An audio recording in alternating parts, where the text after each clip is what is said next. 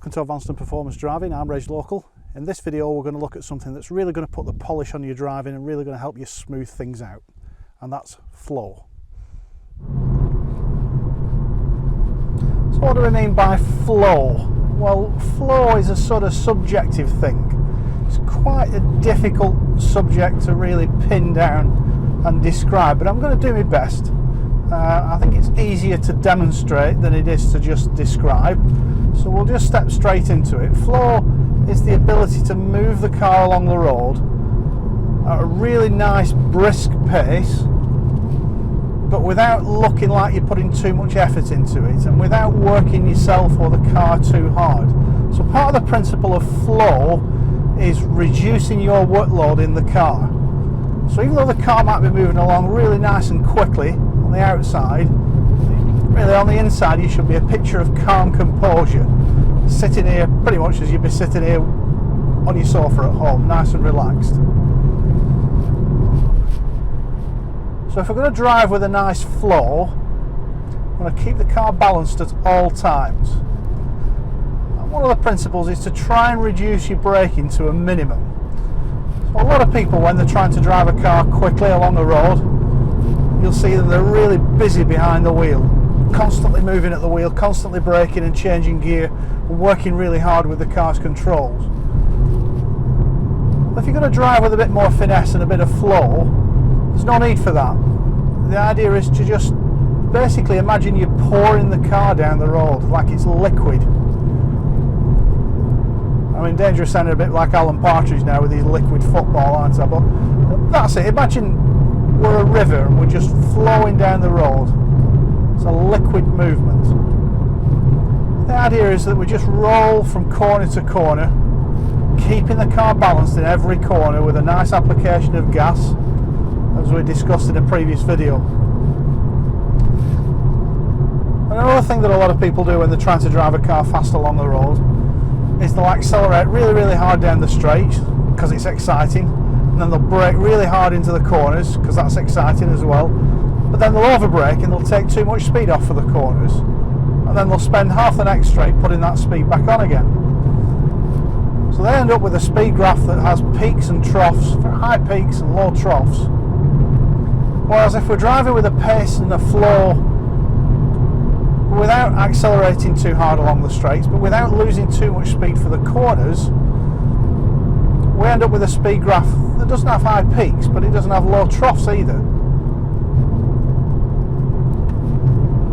And a key part of that is identifying how tight corners are, accurately working out from the limit points and from other indicators how tight the corner is, and whether we need to lose any speed for that corner or whether we can accelerate from quite an early stage. And you'd be surprised if you start looking at corners very early, looking at corners well in advance, quite often you'll see that the limit point's moving 200 yards before we get to the corner, which is an indicator that we can just keep the accelerator where it is, and when we get to the corner, just squeeze the gas, flow through the corner nice and smoothly.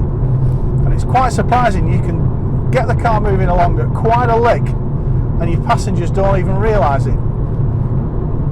Drove about 50 miles across northwest Scotland yesterday from Ullapool up to where we're staying, and Mrs. Local nearly fell asleep, and she hadn't realised at all just how quickly we were moving the car along. And I know I was moving that car pretty quickly. Because you do it nice and smoothly, your passengers won't even realise how quickly you're moving the car along. Now that's not to say it isn't good to get out sometimes and accelerate hard and brake into corners and do all the stuff that feels sort of sporting. That's fine, you're out on your own. But what you'll find is that this method of driving with a nice flow and a nice pace and maintaining decent speed through the corners actually gets you where you're going just as quickly, but without the fuss and without the stress and without the hassle and the hard work that a lot of people seem to put into it. So let's have a look at what I'm doing now to maintain a nice pace along this road. Well, the first trick is get your eyes right up in the distance. Look as far as you can down the road and pick out the next corner that we're approaching. So here we're in a long left-hand bend and then we're going into a right-hander. And look at the limit point for that corner. It's already moving. So I know I don't need to lose any speed going into this corner. I can just roll into it and just press the gas pedal gently, keep the car balanced all the way through, and then get my eyes on the next corner. And that's going right to the left, so I'll just move the position towards the white centre line. The limit point's gone. I'm rolling back on the gas again. I'm giving one thought to slowing down for that corner. Now, the end of this few hundred yards straight is a corner to the right. Look at the limit point, it's already moving.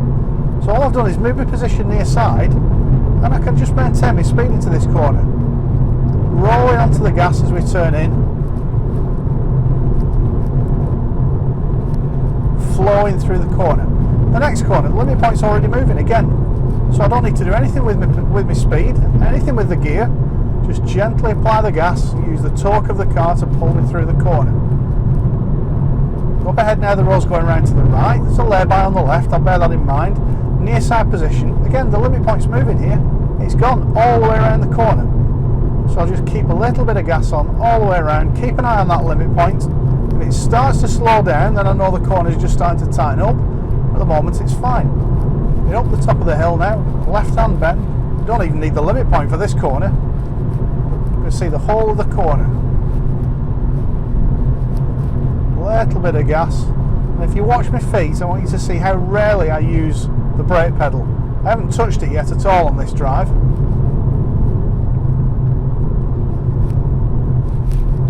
So here, I can't see the limit point, but I can see the angle of the cliff face on the right hand side, the cutting. So I know the corner isn't getting any tighter, and we just flow through. Eyes into the distance now, the road's going around to the left. I'll take a position just a little bit to the right and look right through the corner, right towards that next cutting. And I'm starting to get a view of a slow moving car in front. Already thinking about getting into a following position and overtaking that car. In position for the left-hander, again, no brakes. Flowing through the corner, just rolling through with a little application of gas. I'm off the gas now, I can see where the cutting goes. Rolling the car around to the right, gentle application of gas. Starting to get closer to that slow moving car in front. And I'm thinking of using acceleration sense now just to roll up into a nice following position.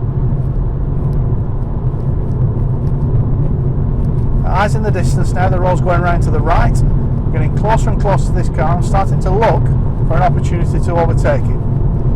So I'll get into a following position. I'm going to take a slightly lower gear, fifth gear. They're braking for this next corner. I'm off the gas. No need for any brakes, just roll it in. It's time for a lay-by up in the distance of fallen rocks.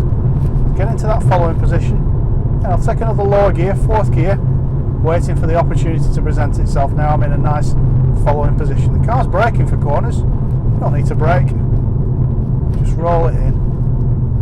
And this is what most people do. They see a corner, they automatically go for the brake pedal. And it just doesn't make for a flowing drive. It makes for an uncomfortable drive. I'll take third gear to hold us on the hill. I know this car in front's going to keep braking. Third gear will hold us. There's our opportunity to overtake. Squeeze the gas on.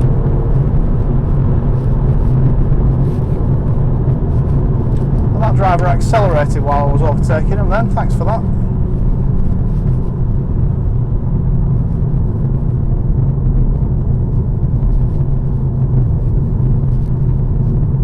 So again, I still haven't touched the brakes. Just moving sideways into the overtake. And up into fourth gear. So we can even introduce some overtakes and still maintain that nice flowing driving style. Still haven't touched the brakes anywhere along this road. Look at the distance now. Road's bending round to the left.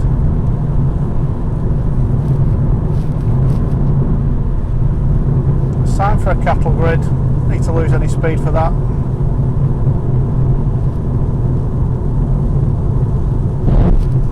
Just take fourth gear for this right-hander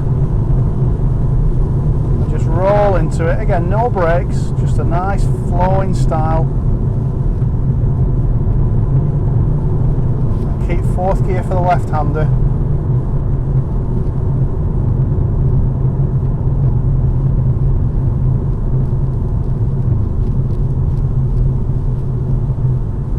I'm off the gas as we and come into the speed limit area. So that's the principle of flow.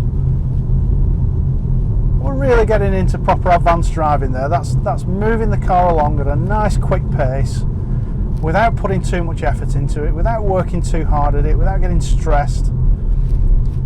Reducing our workload, reducing the car's workload, and just really nice and smoothly just moving the car along the road at a good quick pace. So that's it for this time. Thanks very much for watching. I hope you enjoyed the video. If you've got any questions or comments, leave them below. Don't forget to subscribe to the channel. And if you want some more information about advanced and performance driving, go and have a look at my website, www.reglocal.com. Loads of information there about advanced and performance driving. Thanks for watching, and we'll see you next time.